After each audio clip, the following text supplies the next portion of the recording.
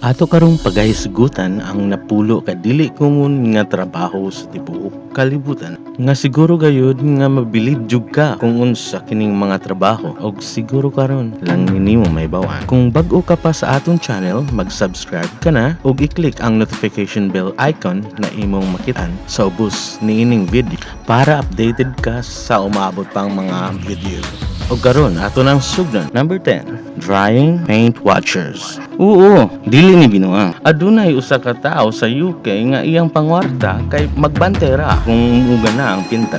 Iya kini ipintura sa usa ka karton para mahibaw-an niya kung unsa kadugayon mauga ang mga bagong pangsagol sa pintura. Iya pong ginatan-aw kung unsa ang mga kausaban sa color, kahabi or grano niini.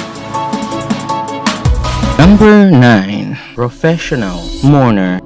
Usa kini ka tradisyon sa may timog silangang Asya, ilang gituuhan nga ang kusog nga paghilak makatabang kini sa iyang paghalin paingon sa iyang pagpanaw. Mao ang mga professional nga bayaran, mao kini sila ang magsubo ug muhilak kini sila og kusog sa dili pa ilubong. Number 8, full-time Netflix viewer. Diba astig kayo? Naglantaw ka og Netflix, makakwarta ka na. Ang Netflix nagbayad ni sila og mga tao para mutan-aw sa ilang bag-o nga mga content o na kini ipagawas sa publiko.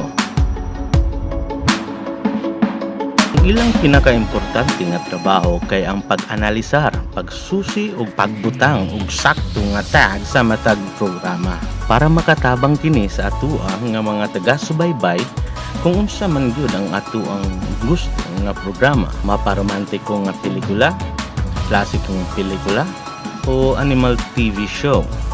Number 7, professional pusher. In Japan, usa ni sila kakugihan nga naso. Ilang gisiguro nga ang tanan nga mga tao nga nagtrabaho moabot sa saktong oras ug maunay hinungdan nga nagbayad na sila og mga professional pusher. Sila ang mutulod sa mga pasahero para maigo kini sa tren para walay mahabilin ug walay malate sa ilang trabaho. Number 6, snake wilker.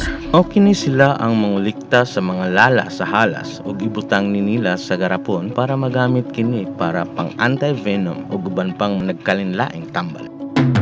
Dako atong pasalamat nga naa ni silang mga tawhana kay tungod nila daghan ang kinabuhi nga masalba niini.